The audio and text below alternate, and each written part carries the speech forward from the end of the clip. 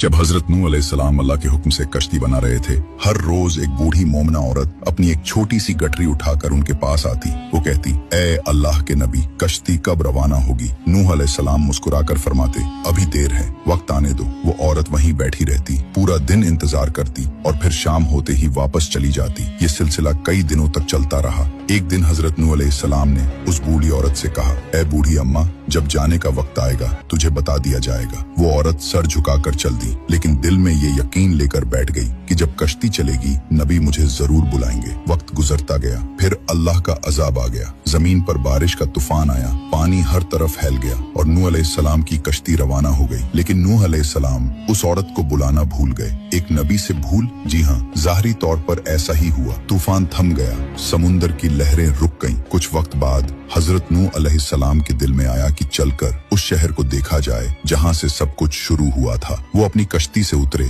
और शहर की तरफ चले। जब शहर पहुंचे तो देखा हर तरफ वीरानी थी, तबाही थी, मगर एक कोने में एक झोपड़ी से रोशनी आ रही थी। एक दिया जल रहा था। नूह अलैहिस्सलाम हैरान हुए, इतना बड़ा तूफान आया, सब कुछ डूब गया, लेकिन ये दिया कैसे जल रहा है? उन्होंने जोर से अल्लाहू अकबर की तकबीर लगाई। झोपड़ी का पर्दा उठा। वही बूढ़ी औरत गठरी उठाए बाहर आई और बड़ी मासूमियत से बोली, या नबी अल्लाह, क्या कश्ती अब तैयार है? चले। नूह अलैहिस्सलाम की आंखें हैरत से फैल गईं। उन्होंने कहा, ए बूढ़ी अम्मा, तुझे कुछ भी पता नहीं चला। बूढ़ी औरत ने सादा दिली से जवाब दिया, क्या नहीं पता चला या नबी अल्लाह? नूह अलैहिस्सलाम बोले, इतना बड़ा तूफान आया, दुनिया डूब गई, बारिशें बरसी, लोगों पर अजाब आ गया और तुझे कुछ खबर नहीं? वो औरत बड़ी सादगी से बोली, या नबी अल्लाह, एक दिन बादल कुछ गरजे थे और हल्की सी फुहार पड़ी थी बस। नूह अलैहिस्सलाम ने आसमान की तरफ देखा और कहा, ए मेरे रब, ये क्या माजरा है? तब अल्लाह ताला ने हजरत नूह अलैहिस्सलाम पर वही नाजिल फरमाई,